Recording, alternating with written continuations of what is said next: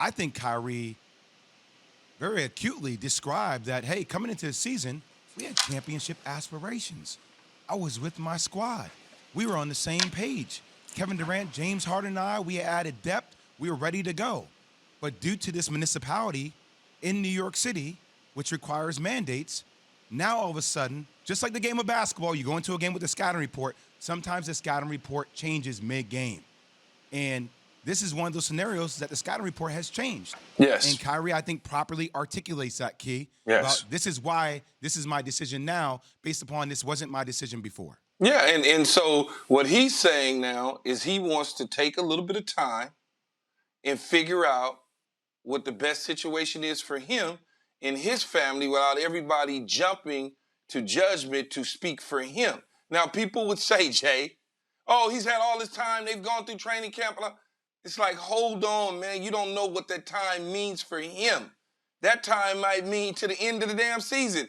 We don't know. I'll wait for him to tell me that, opposed to trying to jump ahead of his thought process and talk for him.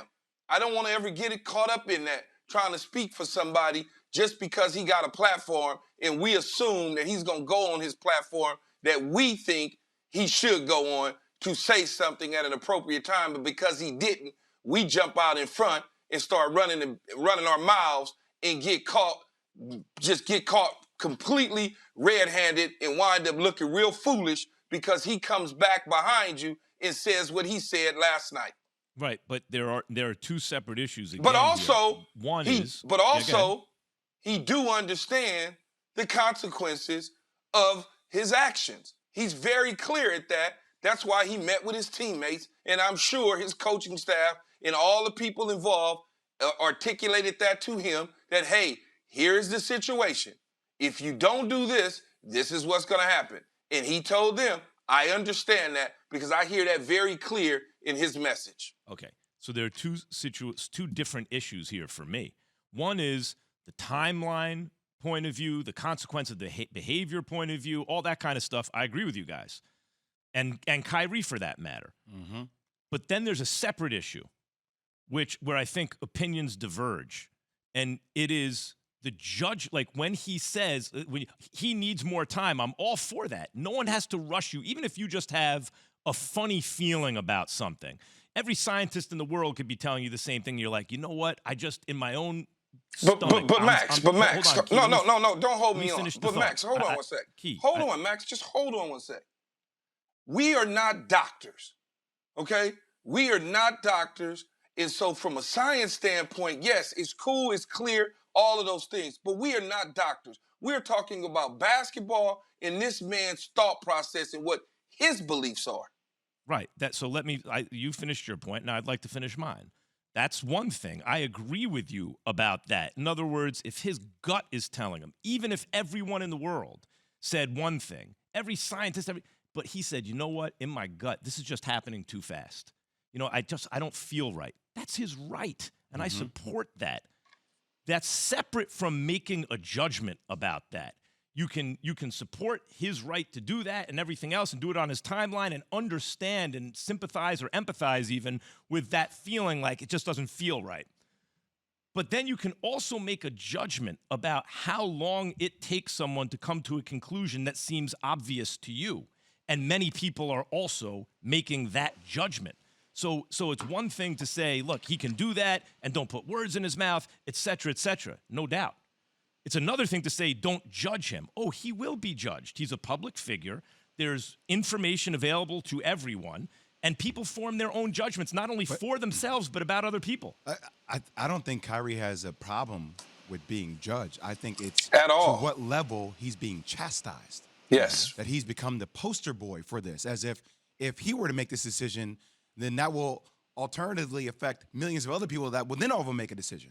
I do want to bring up an interesting caveat, though, because Kyrie is owed $33.3 million. Now, throughout the cities that he can't play in the city of New York, so that is 41 games in Brooklyn, 43 games in New York City for the New York Knicks, right? So ultimately 43 games. So he will be paid for all the games that he plays away from the city of New York. Okay, that's what they dictate. But Michelle Roberts, who is the head of the Players Association, did come out and say, because the NBA said, hey, we're going to dock players in the cities that are not vaccinated due to their non-participation. Municipality, obviously, New York City. Michelle Roberts said, we'll see about that. There have been reporting that we've agreed that if a player who was not able to play because of his non-vaccination status, that they could be docked pay. We did not agree. The league's position is that they can. We'll see. If we get to that point, we'll see. So this is not a foregone conclusion that Kyrie is not going to be paid. He still could be compensated for his services. Once again, I continue to clarify, Key. What services would those be? Due to the CBA, that these are in unprecedented times. Unprecedented times. No, I'm the saying CBA did not factor into a pandemic and a mandate of a vaccine. Yeah, and Michelle Roberts is doing her job. She Yes. represents the players' financial interests. Of Yes. course, she's going to challenge that and say, hey, that's not been determined yet. But when you just say for his services, he is not, just as a statement of fact, he is not at the moment providing services. Because a new rule has been put into place that mandates that he cannot. Well, Jack, By the way, can. He by the just way, he chooses can. not to. And, Yeah. no, he chooses not to. The team chooses for him not to participate. Don't get that twisted. The team came out and said they choose for him not to participate. In those he can other still games, participate right. his services on the road. Right. He If you're can't talking due to about, municipality I here in think New York. that is a completely fair point to bring up if you're Michelle Roberts. Wait a minute. In places where there's no vaccine mandate, if the team is choosing to institute that rule, however many games, because you got to subtract stuff in LA, and let's say it's 30-odd games, he still needs to be paid for those because he is willing to play those games. That's fair. I think that's fair. It's a fair point to make. Yes, he can play on the road. Yeah, and that's a point, too, that everybody was so confused about. So in L.A. and San Francisco, Max, he can travel to L.A. and San Francisco and play because he's not a local resident of there. But he can't participate in New York, which leaves people flabbergasted anyway, Key. Thanks for watching ESPN on YouTube. For live streaming sports and premium content, subscribe to ESPN+.